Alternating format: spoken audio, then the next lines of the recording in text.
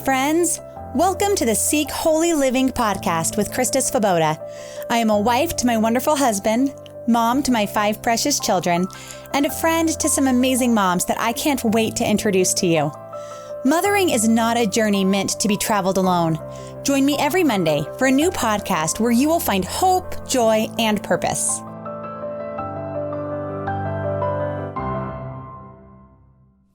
Mothering alone, without the friendship and community of other moms, is a recipe for loneliness and mediocrity in life.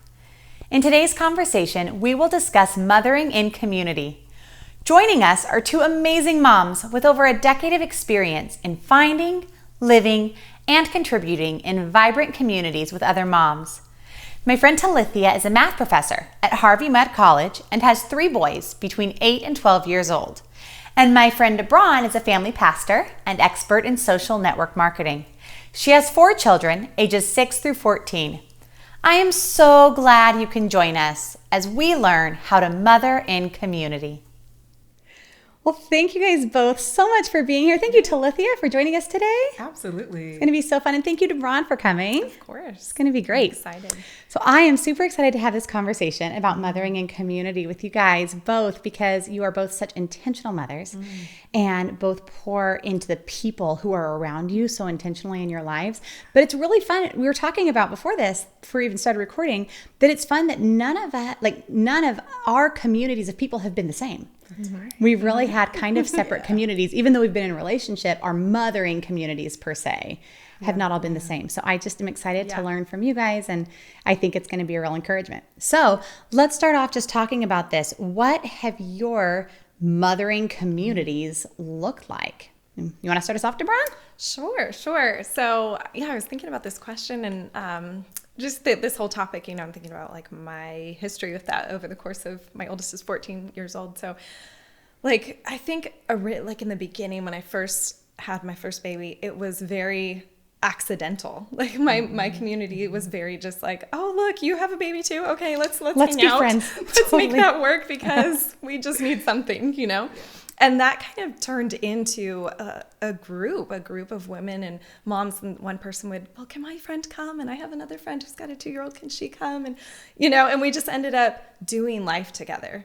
And in hindsight, many of us have stayed friends through the years, and we look back and we talk about it all the time. Like, wow, we really did life together when our babies were babies, and we'd hang out through nap time and then, okay, go take a nap, or can we go to the park after? And it was like almost survival, because doing it alone, it just didn't feel like an option. Like, I don't know about you guys, but I felt like I would have just crawled into a hole, and died. Like I needed other moms, around me. And so, it was accidental, but maybe also intentional. I just didn't realize it, Yeah. And it sounds like it started accidentally, and then you realized the need for it. Yes. So then it became like a vitally intentional thing. Absolutely. Yeah. And I think because it was just kind of the way it organically formed, we ended up with a lot of diversity of like backgrounds and lifestyles, and so we didn't all know each other. It wasn't like we all went to church or anything like that. It was just like, oh, we met through this person and that person, and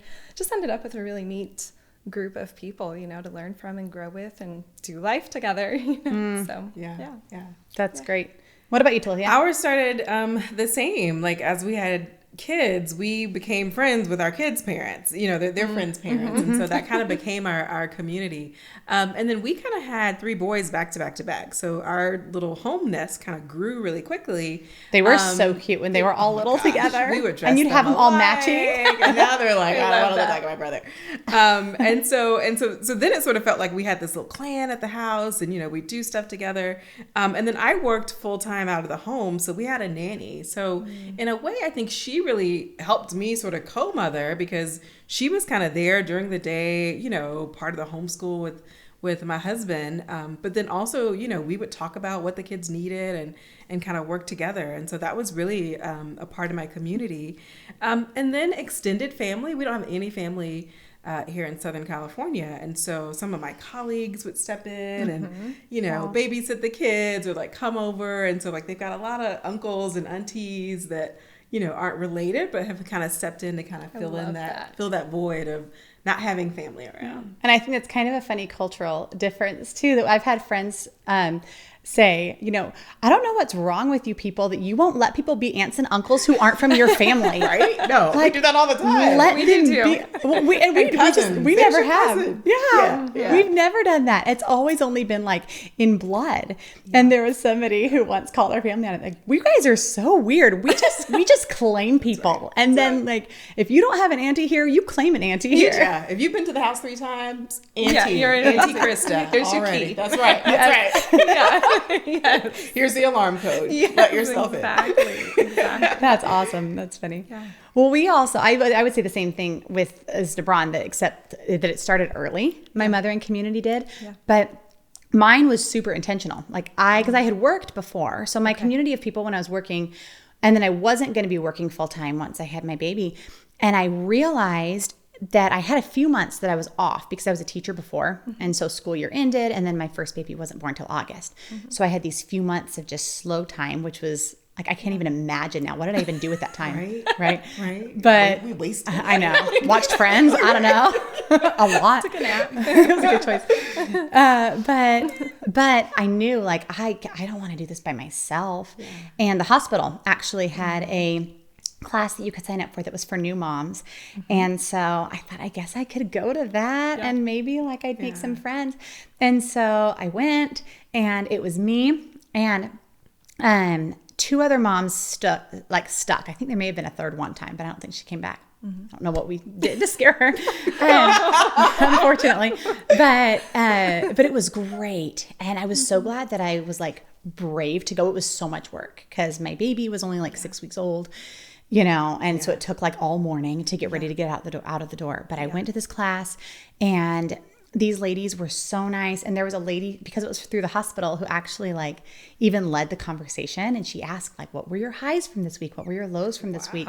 It was fantastic. It was like a facilitator to build friendships. That's amazing. It was wonderful. And so we stuck and we became friends. And then we said like, let's keep meeting at a park. And so then we did after that. And we met all the way until these first little babies that were born to all of us were like preschool, kindergarten age. And then people started going to school. But then the group grew over the time. Like you said, like you see someone or someone sees all of us at the park, and you can see it in their eyes that their eyes are like, please be a friend. 26 little toddlers. You're like, wow. But that's okay. And you can see it. You can see it in a hungry mom's eyes. Oh, yeah. When she's lonely and needs a person. And so the group grew through that, and we still sometimes meet like once a year or so at the beach with our oldest are all just turned 11 because their birthdays were even all around the same time. They can help carry stuff now. It's like, It's a game changer. That's amazing. Okay, so have you always felt comfortable though, like just jumping into a community? Because for me, like I was so nervous going that first time. Like I remember like trying so many different things on, especially because like my new mom body, like 6-week baby. Right. I was so nervous. What about you guys jumping in like as moms into a new place? I'm pretty extroverted. So I was like, yay. I mean, there's a mom's group at my church that I would go to. And I was like, yes, I'd go with my questions. Like, the baby's not latching on. I don't know how to breastfeed. I don't know if they're going to make it. You know, like, and so I was just like, I felt like there was so much wisdom that was going to come when I showed up at this group. And so for me, it was a matter of like finding different groups to connect to. So that group was one. And then some of the women that I work with were also like, we were having babies at the same time. And so informally, we were kind of all like figuring out how to navigate, we'd be bringing our kid to work in a wrap, trying to teach. And then also like, okay, take my baby, okay, wait, don't, there's a sign on the door, I'm breastfeeding. And so it's just kind of like navigating real life with an infant, with folks who are kind of going through it too. So I've always been very much like, hey, you help me, you've got a kid. Yeah, about the same size as mine. Okay, great. Give me some advice. I love that. Yeah. I was the opposite. So as you were telling your story, Christa, about going to this group, I'm sitting here thinking, that sounds horrifying. Like I would never have been able to do that, but I could see the value, of course. But no, and that was part of how I think I ended up having this kind of organic group, was because I was so like resistant to try, joining a mom's group. I was a young mom. I was 21 when I had my first. And so none of my friends were having babies. And I was like, there was one friend and she's amazing. And so we really stuck together and kind of formed that like organic group. But the idea of going to something, I just felt like it just scared me. I felt really intimidated by it and felt like, what if I don't fit in? What if I don't have anything in common? What if my story is so different that like, I just felt really nervous by it. So I totally resisted that concept, which I mean, I wouldn't recommend that, but that was my story. Yeah. So. It's valid for sure. Well, I do think mothering alone in some ways can seem, it's like less scary in the sense that you don't have to put yourself out there. So like there's no judgment if you're by yourself.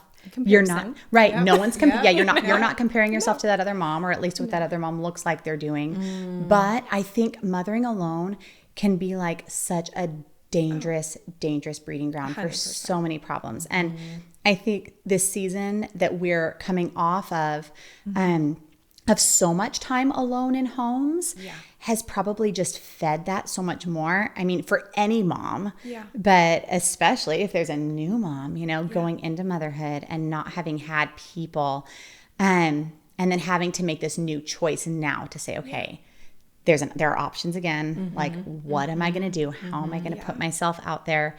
What do you think are some of the dangers for the mom who says like, no, I'm not going to go there. I'm just going to do it on my own. What do you think are some of the risks with that? Talithia, you want to start? Yeah. I mean, I remember having, when my kids were babies, and needing to kind of get out and like have some time away from them because it was just so inundating, and when I think about the quarantine and sort of having to be kind of locked in, how that really builds up a lot of stress, especially for new moms. Like I'm always around this kid all the time, 24/7. And for me, I'd be like, yes, I'm going to go to Target. Thank you, Jesus. Like just, let me go off and just, like focus on getting some, whatever it was. And so those were just like an oasis of, I'd come back rejuvenated with half the things that we didn't even need, but it just felt great to get out. And so I've often thought about that with moms, especially new moms in quarantine, and not kind of having a space to get out or to get away and kind of express that side. And I think the danger is in that, sometimes we can start to then resent the situation. Like, oh, I resent this child. You've taken maybe this freedom away, or I'm not able to do this. I'm pouring so much into you and I'm not pouring anything back into myself. And I think that's sort of the danger in not finding an outlet and having other moms who can kind of pour into you as you kind of pour yourself out to your kids. Yeah. I would think too, you talked about getting out of the house and like that you've just been in and in and in. And I remember those days when we'd have we called them our buddies, our little group of friends that met at the park. We'd get to go see our Thursday buddies. That would be like, there were a couple days a week that I would be going out places that I would get dressed and put on makeup and do my hair when I had a baby who was brand new, who I hadn't been, doing all these things, or even just a little fella, when I was just home all the time and I wasn't in a rhythm of like, I hadn't figured out the rhythm yet, especially when it was my first, of taking care of myself and taking care of my child. Yeah. Right. It was just like, I know. I didn't know I should be doing both. Right. You do both? Right. Really? Right. You should definitely do both. Right. You still should shower. Really? It's important. We're going to need to come back to this. Yes. It's true. But I didn't have that rhythm figured out. But on those days where I knew I'm going to be going to see these people, then I took time to like prepare myself and take care of myself.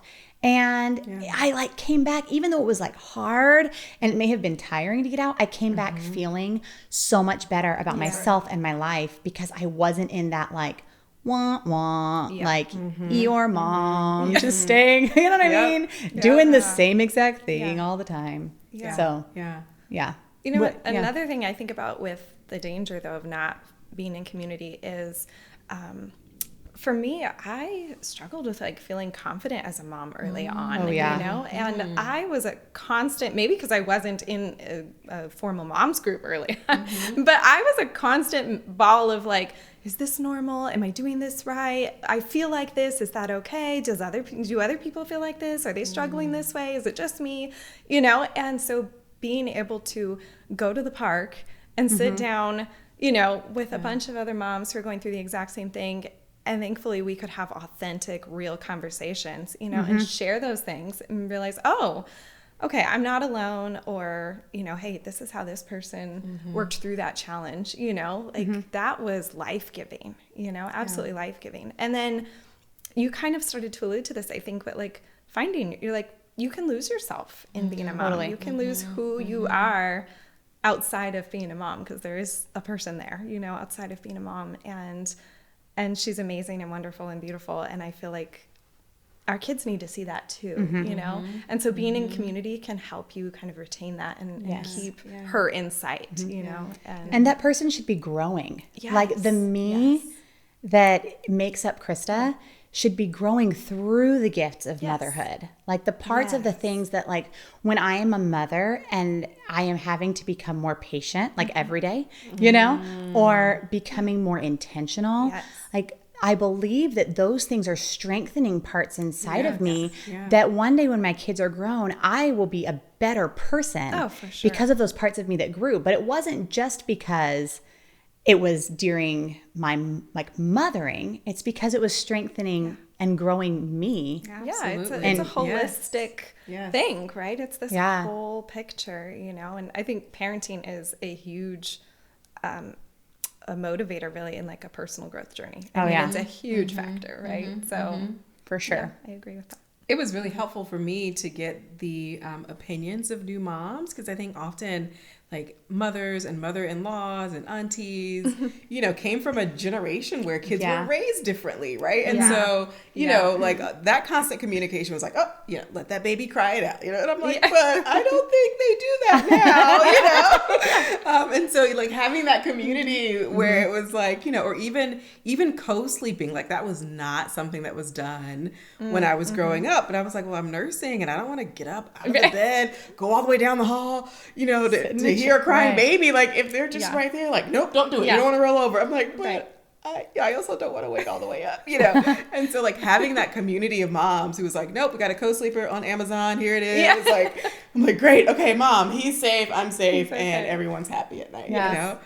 So having almost that different generation of perspective to kind of talk about like, you know, here's some things that you can do as a new mom that might be different than what your grandma said. Well, right, exactly. Well, do I have to put socks on my kid in August? Like, do they need formula in the milk so they'll sleep through the night? Yes. Turns out you don't have to. That's been funny for me having this baby too, because this is our fifth. So my first is 11. And so there's a big span between those. So I've even been asking like so I'm one of 4, and all of my siblings have had babies this year, which is just crazy. I know. So I'm the 4th. I'm having the 4th baby. I'm the firstborn of all of the siblings though. But so my sister had a baby, my sister-in-law, and my other sister-in-law is having a baby, and then we're having ours. But so theirs are all earlier in their parenting. So I've been asking all of them, like, tell me all the things that are new.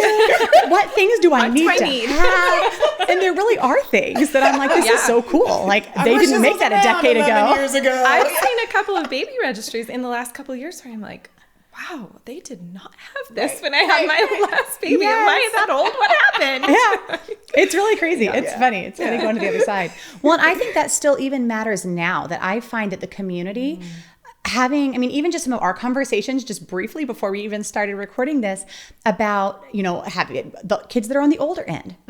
And some of those things, like some of the different struggles with like the tweenness of all of that, having people to be walking through each of those steps with, so that you can be like, okay, so here's what it's like right now. And for them to be like, oh yeah, you know, you're good. We're there too. Or to be like, maybe you could try this a little different, you know, to speak truthfully into you.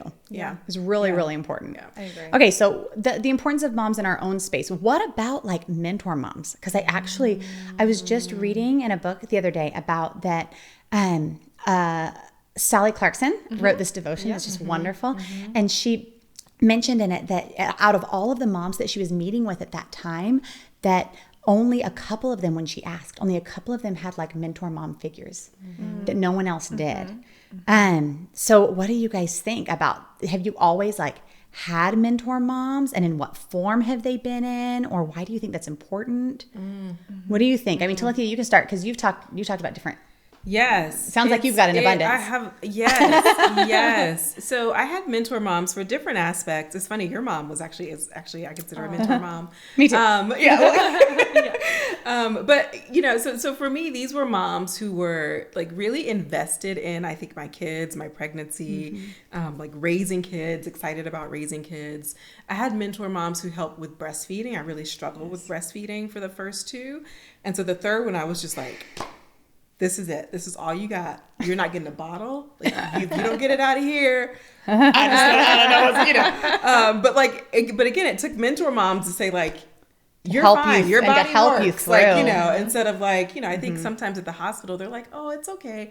Not everyone can do it. And like, they didn't really push me or encourage me to stick with it in a way that like my mentor moms were just like, nope, that baby's going to learn. Like, you know, latch them on. Yeah. And so I think for that phase, it really helped having folks who'd been through it and could kind of look back. And even when it came to, you know, like my body and like, you know, honoring it for what it had been through instead of like looking at people who looked great after a pregnancy. I'm like, whoa, I don't look anything like that. How'd you do that? How did you do that? You know, like I feel like crap. And they're like, your body's amazing. Yes.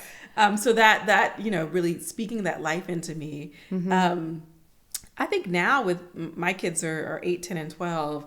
And so, you know, now my mentor moms really look like folks who have kids that are teenagers, you know, going into college and kind of helping me think through how to best prepare these boys for what's ahead and, you know, what they're going to face and how to really keep those lines of communication open. I hear a lot of parents talk about how their teens and tweens start to sort of shut down or turn to friends. And I'm like, so how do you, you know, help keep those lines open? How do you talk about things that seem awkward that I think our generation never talked about, you know, and how do I make sure that my boys know that they can come to me and talk to me about anything?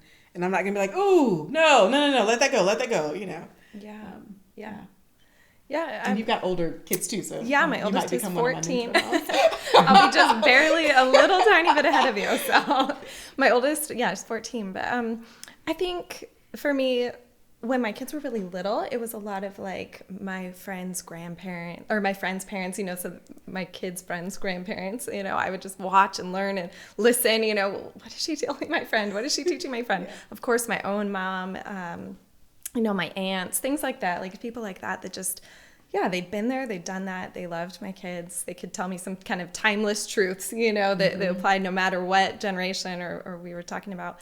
Now, as my kids are older, I feel like I'm more intentionally seeking out like, okay, you just graduated your youngest. Let's hear about this. You know, how did you, I'm asking a lot of those questions like, okay, tell me, like, did you enjoy the teenage years? Because you hear so much about, you know, the negative sides of having teenagers. And that terrified me. It still does. We're just barely in it. But it, you know, that terrified me. Like, I don't want to lose that relationship with my kids just because they turn 13, you know, like, how do I avoid that?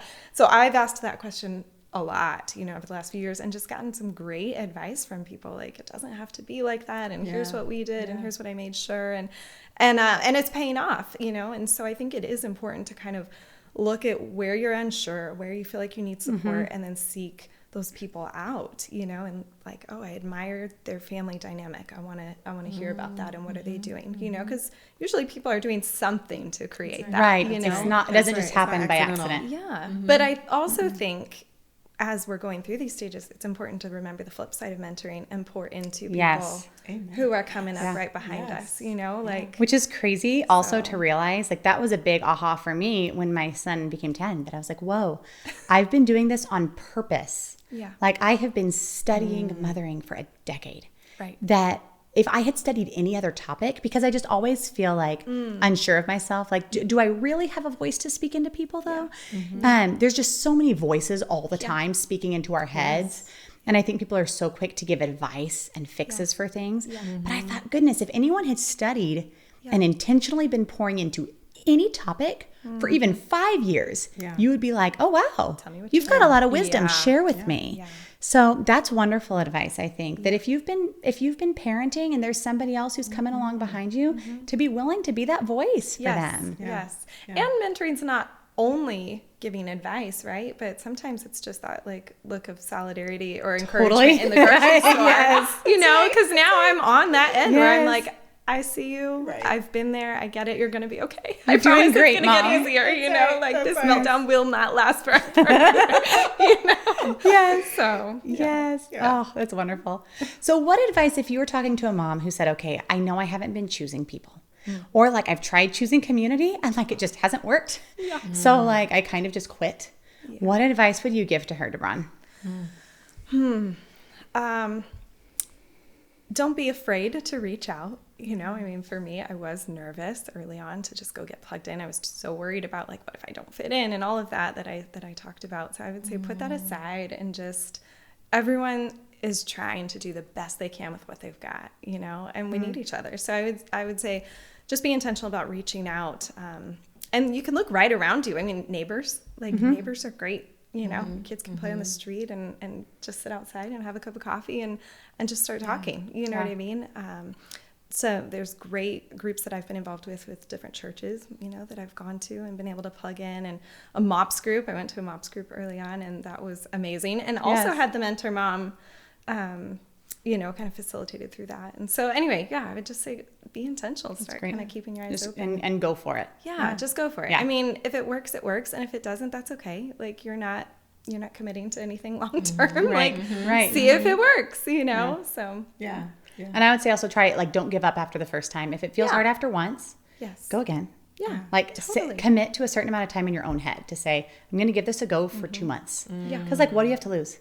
Right. If at the end of 2 months you don't have a community of people, well, you didn't before. So like, Yeah. you're not really out And anything. being authentic. Just Yes. don't be afraid to be who you are. You don't need to show up, you know, like I've got it all figured Right. out. I'm great. You don't have to be the like, Instagram it's okay. mom Be a who hot shows mess. up. Just For real. be yourself. People would probably and- appreciate it more. Oh, I'm sure. Yeah. Talithia, what hope would you give to my mom? Yeah, I'm in a couple different Facebook groups for moms, and so especially for those who are idea. sort of hesitant, or moms who have kids with special needs. Like there's so many different groups of moms that are gathered together. I think that's a great sort of like low hanging fruit way to jump in. You can lurk, right? You're just like, oh, I'm joined and I'm just gonna watch and see what they talk about, you know, the whole time. But then also like some of those are done by area, so like based on your area, getting involved in a group that way. And I think that's also great because you can also see what other moms are saying. So it's a great way to get advice from a wide group of people and still stay quiet if you're not quite you know, comfortable stepping out and joining a big group. Like you can just hide inside of a Facebook group. Yeah. Or even Zoom things. Like it's a funny season right now when this is coming out that there's a handful of different opportunities for, you know, moms groups to be gathering on Zoom. And like, really, what an easy way to maybe get a foot in somewhere. I mean, not that like anyone's excited for more Zoom time, but maybe it's worth it. Yeah, you know, and maybe that initial investment would be worth it to just say, you know what, I'll just try. And what do I have to lose? Right. Yeah. Another thing I've heard is hearing people say there wasn't any place for me to fit. So I created one. That's right. And I remember when mine were little, wishing I had a book group to be part of. And because I feel like if you have something in common, like a book, then that's sometimes a springboard for conversation. So then like the pressure of the conversation's off because we're just talking about this book. And so I was like, I'm just going to start it. And I thought maybe it'll be like 3 of us or like 5 of us. And it ended up, there were like 12 women that came in and out over the course of reading these different books on different times. And some of the times other people even let it for me, but I just said, I'll make a space if you guys want to come. And when you make the space, then they come. So I love that. well, I know this is going to be such an encouragement to people, and I hope that some moms find some community as a result of this. So thank you both so much. Thank you, Christa. Thanks for having us. Maybe you're the mom who already has a community, and whether you found that community by surprise or after an intentional search, you already know how special it is to mother together, receiving support and encouragement from like-minded moms. Because you already have this community, I challenge you to be aware of other moms who need a place of belonging. You know who these women are. You can see it in their faces and in the way they parent. Be bold in finding a way to bless them and help them find a community, maybe even your own. You could begin with an invite to the local park, your social media moms group, or church. You may never know the difference that you can make for a struggling mom by simply being willing to be a welcoming voice of kindness. But maybe you're the mom who wishes you had community, but you've never really found a place to belong. Even if your attempts have been disappointing, I want to encourage you to not give up. Consider looking for a smaller group within one of your larger communities.